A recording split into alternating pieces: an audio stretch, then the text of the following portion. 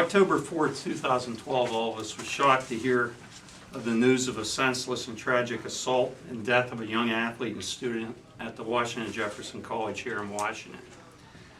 Timothy McNerney was killed on that day, and he and Zach DeSico were attacked and beaten while they were returning to their dorm rooms on campus. DeSico managed to escape while McNerney was robbed of his wallet and his iPhone. DeSico alerted authorities. McNerney was found and taken to the Washington Hospital, where he subsequently died. An autopsy determined that Mr. McNerney had died of head trauma, and the manner of death at that time was ruled homicide by coroner Tim Warko. Mr. DeSico has had surgery to repair his injuries. The purpose of today's briefing is to provide you with information regarding the arrest of 3 individuals which have been made in connection with the tragic death of Mr. McNerney and the assault on Mr. DeSico. An intensive investigation has taken place since October, which was led by Lieutenant Detective Daniel Stanek of the Washington Police Department. Detective Stanek, along with other detectives and officers from the Washington Police Department, Pennsylvania State Police, BCI, and detectives from my office and Penn Hills Police have worked tirelessly to bring the perpetrators of this crime to justice. It was only in the past few weeks that a break occurred in this case and the ability to advance this case existed. This time I'd like to introduce Detective Stanek of the Washington Police Department to tell you who was arrested and what the charges were, as well as to provide to you information regarding what happened today. Thank you. Hi. We're not really going to get into a whole lot about the nuts and bolts of the case. Like Mr. Vittone says, we're still actively involved in the investigation. We're not even close to going home yet. We've been at this pretty much all day. We'll give you the first individual arrested. It was an Eric Wells. Mr. Wells has a Pittsburgh address, Penn Hills. It's 10420 Frankstown Road in Penn Hills. Mr. Wells was born in 1998. He also has ties to Washington and has grown up around here. Let's say, yeah, 1988.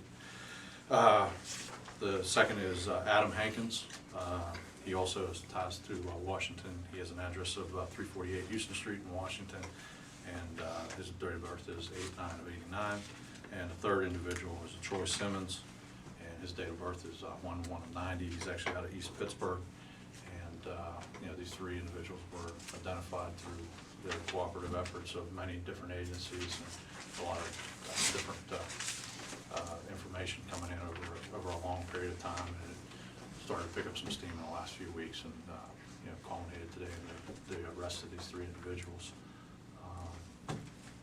It's really all at this time we're really ready to release, so we're still actively investigating. We're not done yet.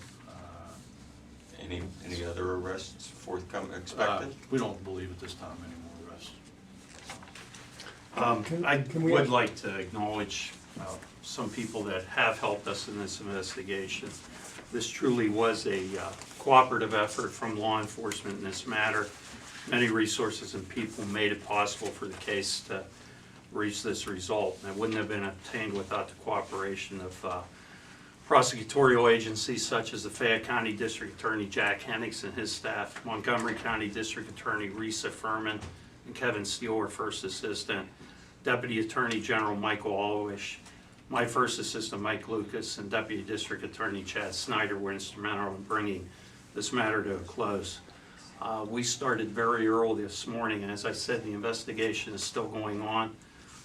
This effort truly was an effort by all law enforcement to solve this senseless killing.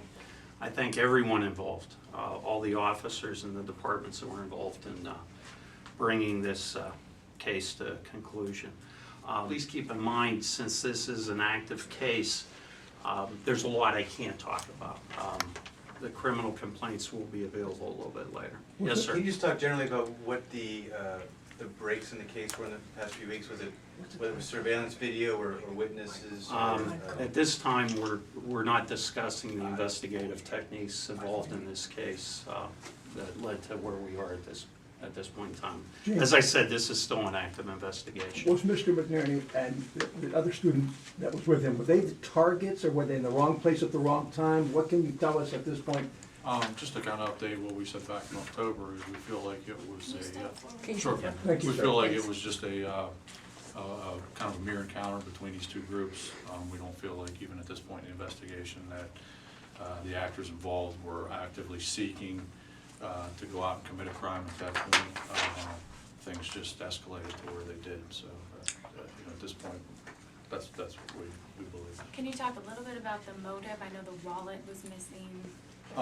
We've always felt the robbery was motive, and it just was, again, we don't feel that they were out actively looking to rob anybody. It just was kind of a mere encounter that progressed into that, and then progressed into the assault, and then the unfortunate death. Was the murder weapon recovered, and how about the wallet and the cell phone? Again, we're not gonna get into that type of stuff Okay. at this time, so.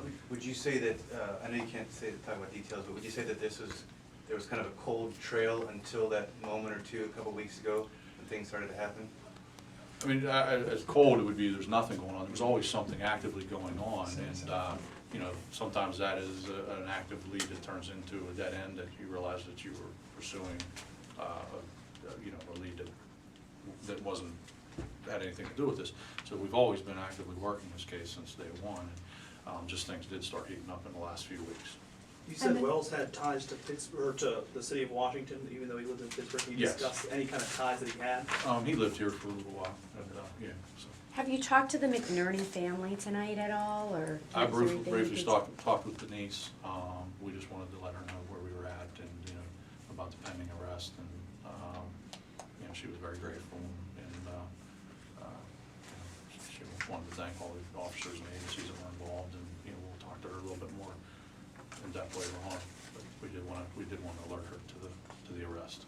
How about the second student, Zachary? Was he involved in the investigation, and have you alerted him? Yes, we talked to Zach a little bit earlier, and, he's. Did he help identify the suspects who were arrested? We're not gonna get into that at this time. And the suspects and the victims did not know each other? Right. Okay. And let's make clear, they didn't have any ties with W&J College, right? The The three suspects. the three suspects, no, they have no ties to the college. And all three of them are in custody? Yes. Are you looking for more people as well? No. Okay.